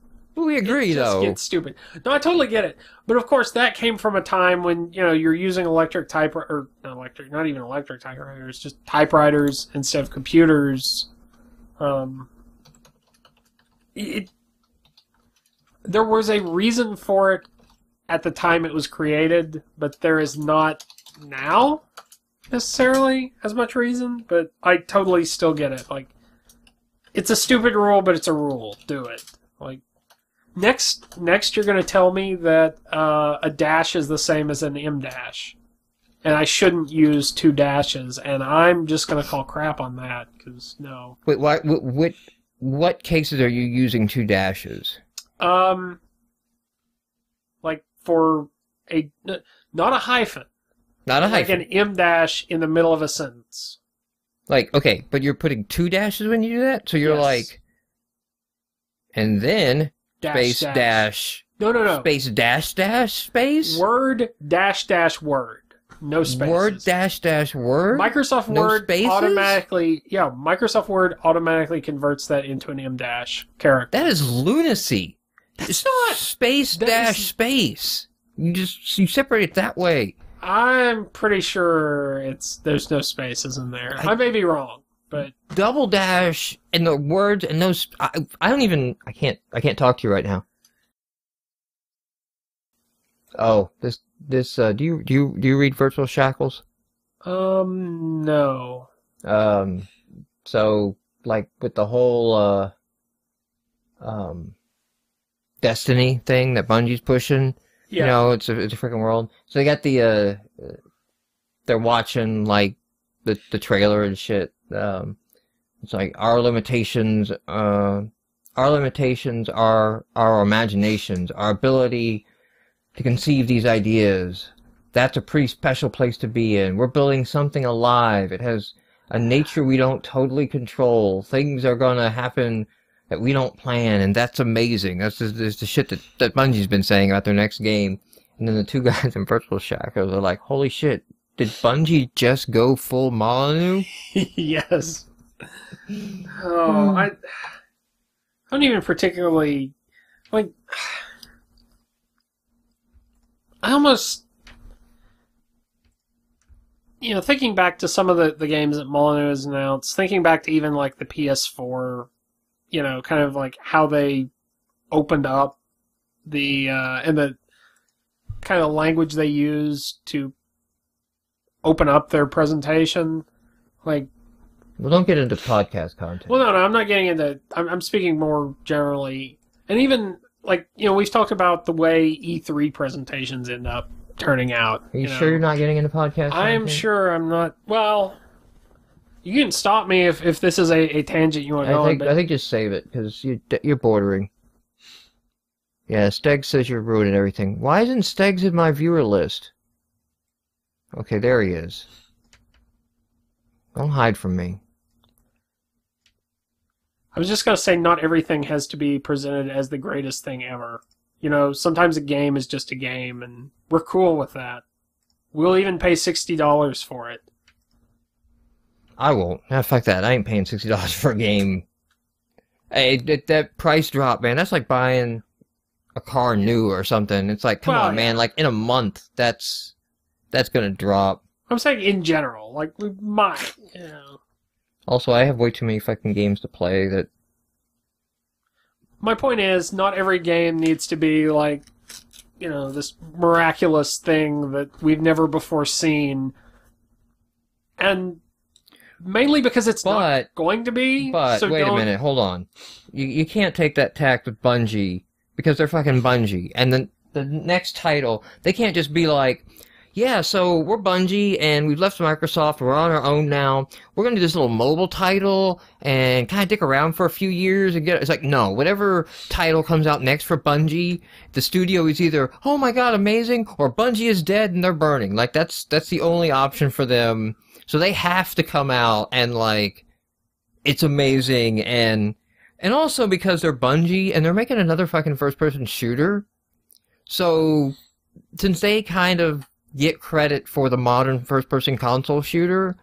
They can't just be... It can't be Daikatana is what you're saying. Well, and it can't be Halo, right? Yeah. It can't be, like, the non-Halo Halo. Because then it's like, okay, you guys are just coasting on. You did it once. So, I give them props. It looks like, honestly... Now we are getting into some podcast content, but it does look like, honestly, like Destiny... is the original Halo. I don't know if you know all the history. Oh, like the RTS or whatever. No. The original Halo was going to be a cross PC Mac, like a planet side. Yeah. And the vehicles, like if you look at some of the vehicles in the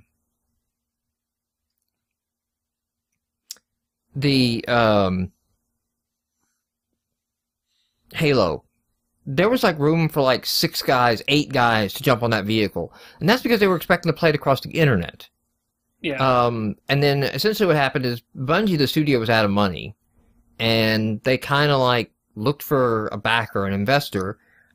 Even like after they went on a keynote with Jobs. Like Jobs went, and we have Mac Gaming, and here's Bungie, and Halo looks amazing, and it's awesome. And they even like told Jobs, like, we fucking need money, and he had no money for him. And then like Microsoft was working on this Xbox thing, and they needed a in-house new IP. They needed Mario basically. Yeah. And they saw this thing, and they're like, there's a lot of hype for it, and Gates was like, here's the checkbook, go buy that studio. To the point in which, if I understand the lore correctly, Jobs then got pissed and called Gates with, what the fuck, are you trying to kill gaming on Mac because you bought, like, the premier studio? And, of course, the Bungie guys are like, just fucking last week, Jobs, we were telling you we're out of business if we don't get money, and you were like, no, I'm good. You know, but I imagine Jobs was kind of this kind of bipolar asshole in a lot of ways. He forgot what he said. And you know, Microsoft, like, promised, like, Jobs, like, okay, well, Microsoft Studios, our PC stuff, we'll release it for, you know, Mac and PC for our games. Because we're totally not trying to kill, like, Mac gaming. And you know, this is before all OS X and all that stuff, right? Yeah. So, you know, they could fob that off. So, the original design goal of Halo was this giant, massive multiplayer, bunch of your friends all on at once. And it looks like Destiny is like, okay, but then we got shoehorned into a console. But we turned it into a great console shooter. But now we want to go back and, like, make this grand vision that we had. They probably, like, can add on to it now at this point, you know? That's my takeaway of Destiny, of what it is and why they're going that direction. Yeah. I haven't seen too much on it, but it seems even that description is a little bit hyperbolic, and I don't know. There's been very few games that have come out with that description and actually lived up to it. I'm just going to say,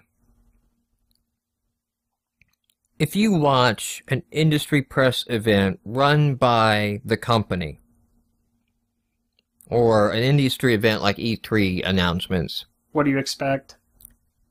Yes, you've lost your right to bitch about hyperbole. Okay? I didn't. Right? It's what they're going to... They're not going to get up there and go like, yeah, so we're making a console. Got a controller here. We can show you the controller. This is what the controller looks like. No, it's going to revolutionize gaming. It's going to be the next future. It's going to be... And by God, I hope so, because I really don't want to see the Nintendo press conference of like, so, you know, we got a touchpad. We think that's going to be cool? Maybe? I don't know. What do you guys think? You think it's going to be cool? You know, like, no, I would not. I'd be like, holy shit, Nintendo, they don't fucking know what they're doing anymore over there, you know? Like, they don't now. They need to be a certain level of blinded by passion rage, you know what I mean? Like, disconnected from reality. Yes! I mean, otherwise, they can't... The gaming press, they bitch about the hyperbole guys, you know, like, oh, I can't believe they use all this to describe this stuff, you know? It doesn't make me toast. What the hell, bitching? It's like, you're not gonna lead us to the future, okay? Only the crazies lead us into the future. It's back to why I love Molyneux. It's back to, you know, man, when we get to talk about Jonathan Blow on stage, I can't spoil podcast content, but... That was about the time my stream started crapping out and I stopped watching. So... What time is it? Okay, we got 7 minutes. And honestly, I mainly watched because I'm interested to see what the next generation of consoles is going to look like, not because I'm actually, like, planning on buying a PS4 and... Oh, I'm still not buying any console at launch. Yeah. I think there's just way too many things that can be wrong at launch. Yeah. You know, like, look at the Nintendo with, like, its 500 megabyte patch. And now you know, like, everybody who bought a Wii U is trying to download that same patch from the same stress servers. It's like, even if everything about the console is great, there's still shit like that, like... Yeah, it's gonna be a hassle. And you know what? For the most part, launch titles suck. Yeah, There are very few launch titles that are like, that's a great, you know, game. There's some new IP on launch titles that then their second or third game in that console generation, you know, becomes something really cool, but for the most part, yeah, there's not a reason to rush out at launch and buy a console. Yeah, I mean, it's kind of the same thing with games. Like, the reason we don't buy a lot of new games is, as we've discussed, we've got a backlog. So, I mean, what would be the point in me going out and buying a PS4 720 or whatever it's going to be called at launch, knowing that I've got other games I could be playing that don't require me to drop several $100s on a new piece of hardware? So, since to avoid spoilage, change the topic. Think there's any chance of a indie uprising this summer? No. And even if there was, like, what would be the titles? Like, The last indie. Well, I mean, who's left to make a decent title? It would just be boobs, boobs, and boobs. No, And Minecraft. No, I think it would be. I want to say it would be like titles that they're really trying, guys. We're sorry, but they're really trying. As opposed to. So I watched two best friends play Super Nintendo. Yes. And they played Time Cop, RoboCop, Lethal Weapon. I've never played any of those. And I guess that shouldn't surprise you, but it was just like, wow, this is Xbox Live indie games level of shit. And, that whole argument of, like, Xbox Lives are a pile of shit and that's all it's there. I'm like, no, I don't think they have any more hit or miss ratio than AAA or mainstream titles. It's just that, nobody talks about the shit in the other channels. And you go back, Super Nintendo is not known for a world of shit, but, like, watching those games, I mean, we're talking bad graphics, just broken gameplay, like, doesn't even work. I mean, we are talking Xbox Live Indies level. Well, I'm not exaggerating. The thing is, like, the AAA... Bruce Lee was at the game. Enter the Dragon or whatever. No. Yeah, or The Dragon or something. But no, the level of polish and technology that goes into these titles has increased.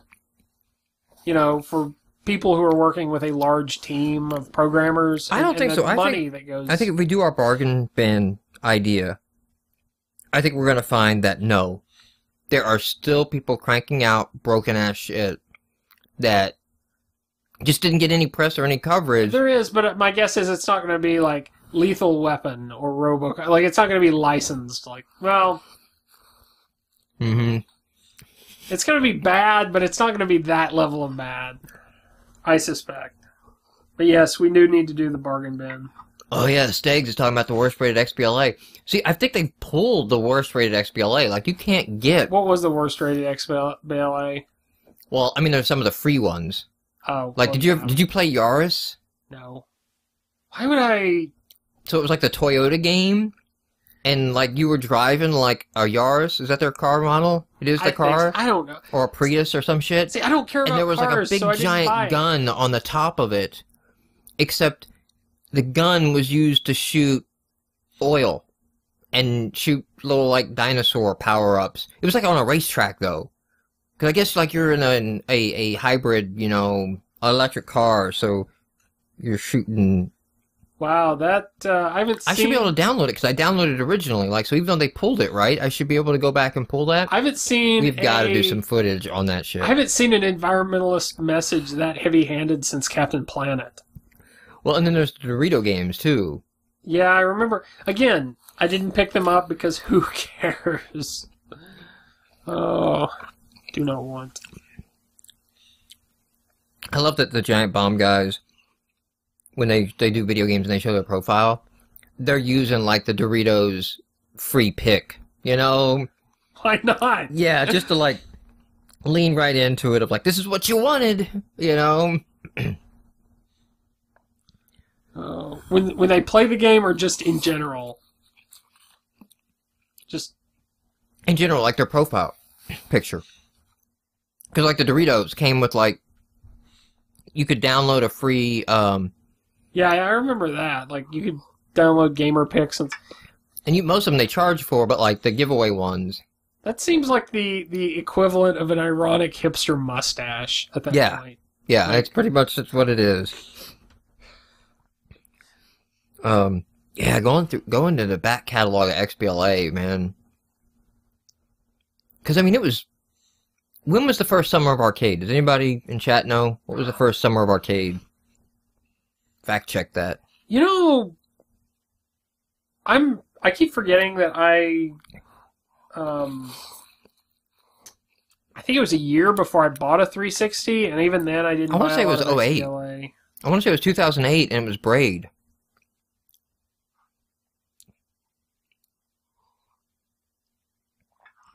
If that's true, that's 3 years of XBLA shit before we had July 30th, 2008. So July, yeah, 2008. So that's 3 years of bullshit before we even had a month of okay gaming. Actually, that first lineup is actually pretty hot, isn't it? It's like Braid and Explosion Man and what's in that first? Let's see. Wait, no. Pricing and releases. I don't know. I found a Wikipedia article on Xbox Live Arcade, not Summer of Arcade. I think. But there is a Wikipedia of Summer of Arcade. Okay, so Bionic Commando Rearm, Braid, Castle Crashers, Galaga Legions, and Geometry Wars Retro Evolved. I mean, that's a solid 4 out of 5 excellent games. Well, you have to remember... 2009 is Shadow Complex Explosion Man. It's got some shit hanging off it. Trials HD. It's got Teenage Mutant Ninja Turtles, Turtles in Time, Reshelled, which is shit, and Marvel vs. Capcom 2, which is shit, but... I didn't play Castlevania Harmony of Despair, did you? Limbo I thought was so. Yeah, 2010 doesn't seem to be strong. I think a lot of those titles, whether or not they're good, a lot of them are considered classics, so, you know, that's why they got put in there. Battletoads is considered a classic, and it is shit. And I haven't played it yet, and I guess at some point I'll have to, but... Oh, man. That'll be interesting. From everybody I've watched that have gone back for retro gameplays of it, they're like, why do we think this is good? This is shit. I never... Well, I think it's just the collective, like... There's a lot of Nintendo games I played that... especially ones I rented for a weekend or something, and, you know, didn't have that much exposure to. Like, Bart versus the Space Mutants. I have fond-ish memories of... Like, really? Any Simpson game is automatically shit. It was super hard, but, you know, I think what sticks with me is the little bit of accomplishment I got from actually getting past the first stage. But if I went back and played it now, it'd be like, no, what the hell is this? No. 2011 had Bastion, that was pretty good. Insanely Twisted Shadow Planet, I hear, is good. I don't think I've played that. Rocketeer 2012, that's okay. Dust and Elysian Tale. Dust and Elysian Tale, is that the only Summer of Arcade game that was in development for all the Summer of Arcades? That start development. Yeah. We're gonna go to Wikipedia on that.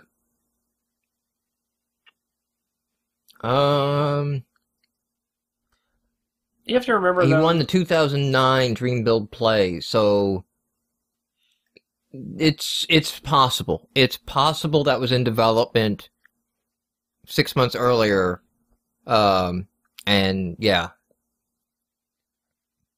Oh, you gotta remember. Which I gotta play that game too, because apparently it's about genocide. Dust and Elysian Tale. Yeah, which you would not get from looking at it. No.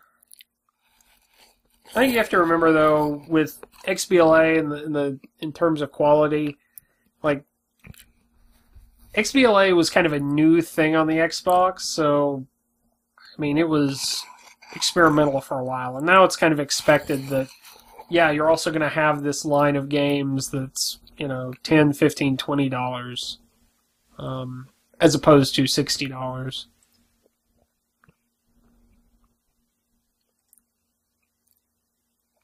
All right. released delisted games.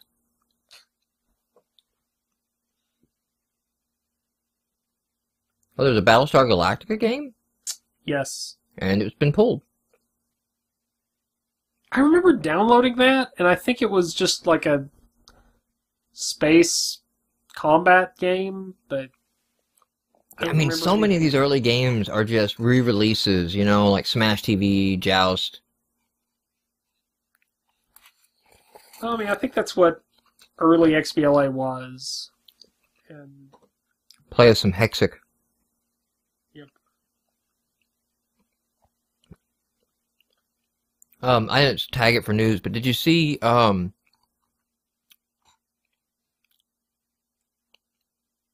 Seg said, I remember a really bad game based on the world of Wing Commander.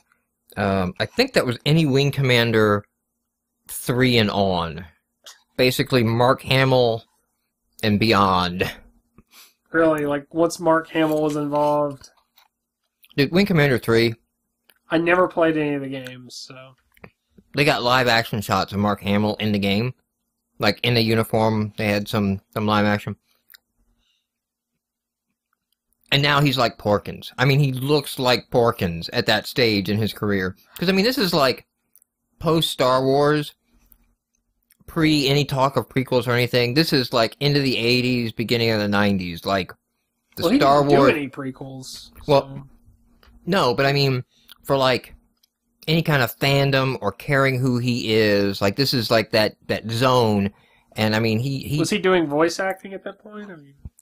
I think he started... Like, Batman? When did he start voicing the Joker? I want to say it was Batman animated series, like the first one. Well, I mean, because he's voiced the Joker for a long-ass time now. Yeah. Which is so weird to reconcile Luke Skywalker is the Joker. You know? Like, that's just a weird...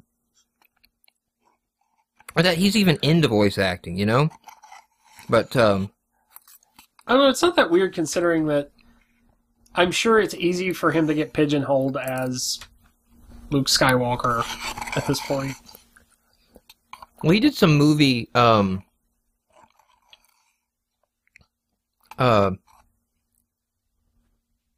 Star Wars. Well, he's like some guy in a jacket driving a Corvette. Like some kind of renegade thing, dude. It's awful. Like, I saw it, like, on, like... Well, it wouldn't have been TBS, because I don't think we had TBS then, but... It was like a directed VHS before we even had directed VHS. Alright. Then, let's get, my notes up. Your notes. I have notes for this podcast. It was funny. He took notes. I thought about taking notes, and then I just figured I don't have that much to say. Oh, there's plenty. Bring quality to GameMarx, Dylan. Raise the bar. I think Pick the bar up off the floor and have a bar.